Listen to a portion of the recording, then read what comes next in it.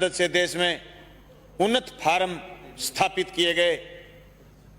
1990 के दशक में आते आते हिंदुस्तान की ताकत ये बन गई थी कि हम खाद्यान्न के बदले इराक से तेल लेने लग गए थे।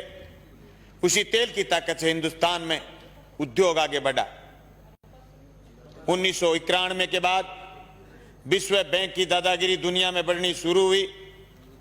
1993-94 में हमारे देश के उस समय के विपक्ष के नेता जब अमेरिका में गए तो ये कह के आए कि जो नीतियां मनमोहन सिंह जी लागू कर रहे हैं ये तो हम लागू करने वाले थे। ये तीनों अध्यादेश जो केंद्र लेकर के आया, जो कोरोना के संकट में लेकर के आया है, जो रात के अंधेरे में लेकर के आया है, जो बहुत प्रचार करने की जरूरत थी, उस प्रचार की बजाय दबे पांव लेकर के आया है। ये तीनों अध्यादेश जो कानून की शक्ल ले चुके, जिस अध्यादेश के बल पर ये बात कह रहे हैं कि हम देश के किसान का भला करने वाले हैं, अभी बिहार में पता चल जाएगा। बिहार में इनका ट्रायल है। ये तीनों अध्यादेश के बिहार में 2006 में एएमसी टूटी थी, अब बिहार में इलेक्शन भी। इन तीनों अध्यादेशों से किसान का कितना भला होने वाला है पता चल जाएगा। ये सिर्फ राजनीतिक बात ही नहीं। सभापति महोदय, ये जो तीनों कानून, कृषि उपज व्यापार और वाणिज्य संवर्धन सरलीकरण राजस्थान संशोधन विधेयक और कृषक कीमत आश्वासन और कृषि सेवा प्रकरार विधेयक और आवश्यक वस्तु सेवा अधिनियम विधेयक, ये तीनों विधेयक एक दूसरे से जुड़े हुए। सभापति महोदय, ये विधेयक तीनों अलग अलग नहीं पढ़े जा सकते। ये विधेयक उस चीज का रिफ्लेक्शन है जो एफडीआई से बाजार काबू में नहीं कर पाई केंद्र की सरकार, पूंजीपति काबू में नहीं कर पाया। ये आवश्यक सेवा वस्तु अधिनियम तोड़ करके बाजार पर काबू करना चाहते हैं। सभापति महोदय, यही नहीं कि मंडी से बाहर जो ग्राहक बता रहे हैं, किसी ने नाम नहीं लिया सुबह से कि ग्राहक मंडी के बाहर कितने किलोमीटर दूर खड़ा होगा, ग्राहक कितने कौन से गांव में खड़ा होगा, ग्राहक किसान की फसल खरीदने के लिए किसान के खेत जाएगा या उसकी डोर जाएगा या फिर गंगा जी के घाट पर जाके खड़ा हो जाएगा और यह कहेगा कि मैं तेरी जींस 1000 रुपए क्विंटल में खरीदूंगा, देनी है तो दे, नहीं तो गंगा जी में डाल दे। यह आश्वासन आज तक, जून से लेकर के आज तक किसी ने दिया नहीं। सभापति महोदय, कोरोना के संकट में अगर देश में कोई चीज जिंदा थी वो थी कृषि, और कृषि संकट को आज वापिस तेजी से गहराने का प्रयास किया जा रहा। ये मेरे बड़े बोले भाई कह रहे थे कि कृषि को उभारने का काम किया जा रहा, नहीं, झूठ बोल रहे हो। 2015 में आपने सीएडी खत्म की, सिंचित क्षेत्र विकास विभाग खत्म किया केंद्र ने। झूठ बोल रहे हो, आपकी कृषि को उभारने का काम कर रहे हो। आपने बोनस जो राज्य की सरकारें देती थी खत्म आपने किया। झूठ बोल रहे हो आप कि किसान आगे बढ़ रहा, किसान की आत्महत्या का आंकड़ा बताना बंद किया, केंद्र की सरकार ने बंद किया। सभापति महोदय, खेती खेती नहीं, ये जमीन भी बेचना चाहते हैं बड़े पूंजीपति के हवाले। इसलिए तीनों अध्यादेश साथ लेके आए, एक दूसरे से जुड़े हुए हैं चीज, इनको अलग नहीं किया जा सकता।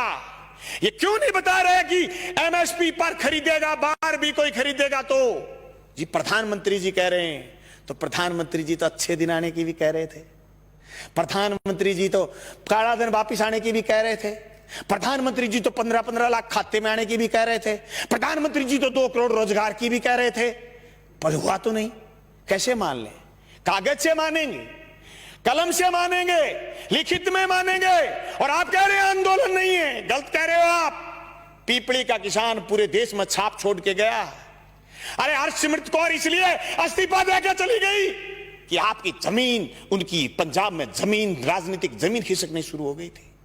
तुम क्या सोचते हो कि राजस्थान में किसान सड़क पर क्यों नहीं आया? आएगा, राजस्थान में भी आएगा। मैं गया था 25 सितंबर को भादरा, मेरे विधानसभा क्षेत्र में 5000 किसान इकट्ठे हुए थे। गंगानगर हनुमानगढ़ में लोग इकट्ठे हुए थे। अरे राजस्थान में 800 850 मंडियां लगी थी पिछली रबी की फसल तुलाई में, और 30,000 टोकन कटे हुए रह गए। केंद्र की सरकार ने बंद कर दिया था। राजफेड खरीद लेगी तो नेफेड नट जाएगी, इनकार कर देगी। अभी मूंगफली के समय ये किया, ये तो अध्यादेश बुलाने के लिए, सदन बुलाने के लिए बात आ गई, और माननीय उपनेता विपक्ष के और इन्होंने ये प्रयास किए होंगे कि मूंगफली की खरीद शुरू करो, नहीं तो केंद्र ने हाथ उठाने शुरू कर दिए। सभापति महोदय, इन कानूनों से न सिर्फ बड़े पूंजीपति बल्कि नए सरमाएदार पैदा हो रहे हैं।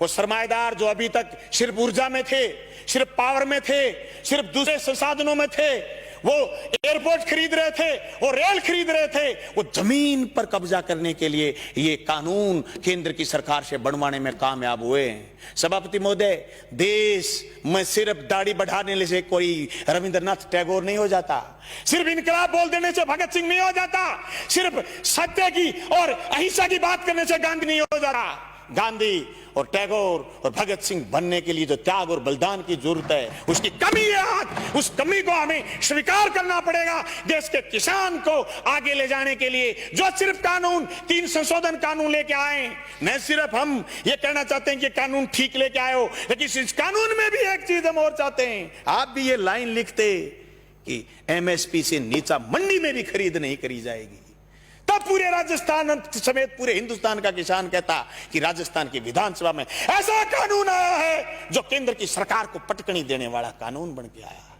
मैं समझता हूं मेरा यह प्रस्ताव आप स्वीकार करें।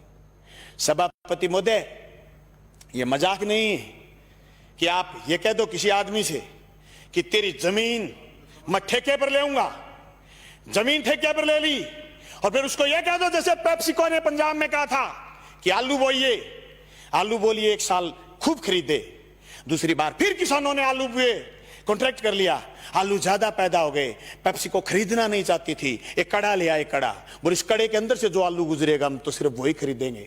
आलू सड़क पर गया, टमाटर सड़क पर गया है। आवश्यक सेवा वस्तु अधिनियम खत्म करने का परिणाम ये आएगा कि 200 रुपए किलो आलू चला जाएगा, प्याज चला जाएगा, टमाटर चला जाएगा, महंगाई आसमान छू जाएगी, इनके हाथ कट जाएंगे। जो कानून आपने मंडी तोड़ने का लेकर के आए हो, मंडी टूट जाएगी, खरीदार नहीं बचेगा, दर दर की ठोकर खाएंगे। किसान के पास जब खरीदार नहीं होगा, जिन्स कोई खरीदेगा नहीं, वो खेती से मोह भंग हो जाएगा। जमीन छुटाना चाहते हैं, लक्ष्य जमीन छीनना है। इस लक्ष्य के भेदने के लिए ये सिर्फ 3 कानून जो राजस्थान लेके आए काफी नहीं है। इन कानूनों में और मजबूती की जरूरत है, और मजबूती से केंद्र के कानूनों का विरोध करने की जरूरत है। सभापति महोदय, मैं गंगानगर हनुमानगढ़ क्षेत्र के उस आंदोलन का गवाह रहा हूं जो सिंचाई पानी को लेकर के हुआ। मेरे पुरखे उस आंदोलन का नेतृत्वकारी रहे हैं जो जमीन छीनना चाहते थे। 1970 के किसान आंदोलन के गवाह रहे और जेलों में रहे, 7-7 लोगों ने कुर्बानी दी है। मैं दावे के साथ कहता हूं, केंद्र की उस मंशा को हम कामयाब नहीं होने देंगे। हम जेलों की चक्कियों की रोटी खा खा करके विधानसभा पहुंचे।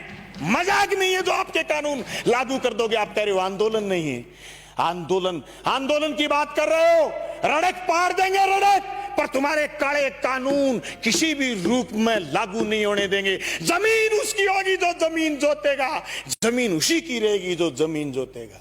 जमीन अदानी और अंबानी की नहीं होगी, मंडी उसी की होगी जो मंडी में काम कर रहा है। मंडी से बाहर दूसरी मंडी का जो सपना आप दिखा रहे हो, ये सबज बाग हम आपका कामयाब नहीं होने देंगे। सभापति महोदय, मैं उस नहरी क्षेत्र का किसान हूं जहां आज से 20 साल पहले सीएडी ने खाड़े बनाए थे। जब मैं मंत्री जी से मिला, सिंचाई मंत्री से, कि हमारे खाड़ों की मरम्मत करो, बोले केंद्र ने सीएडी बंद कर दी, हमारे लिए ये मौत का फरमान है। ये 3 कानून भी मौत के फरमान है। सभापति महोदय, मैं ये कहना चाहता हूं, ये सिर्फ 3 कानून यही नहीं है, भविष्य के कानून और बता रहा हूं। नया बिजली का कानून लेकर के आएगा केंद्र। सारे हिंदुस्तान की पावर अदानी को सौंपने का मन बना रखा है। अंबानी को, अदानी को देश लुटाना चाहते हैं। एनजीटी पर स्पेशल कानून लेकर के आ रहे हैं। पर्यावरण पर कानून लेकर के आ रहे हैं। पर्यावरण के नाम पर जो आसाम से कोयला नहीं खोद पाए थे, उसके खिलाफ भी एक कानून लेकर के आ रहे हैं। ये देश की संपदा को लुटाना चाहते हैं या झूठ बोल रहे हैं। एयरपोर्ट उनको दे दिए, रेल उनको दे दी, तेल उनको दे दिया, या झूठ बोल रहे हैं जल और जंगल जमीन देना चाहते हैं। हम इसकी मुखालफत करते हैं। न सिर्फ मुखालफत राजस्थान की विधानसभा में करते हैं, सड़क पर करेंगे, लड़ेंगे, सीने में गोली खाएंगे, पर जमीन नहीं जाने देंगे। इनकलाब जिंदाबाद।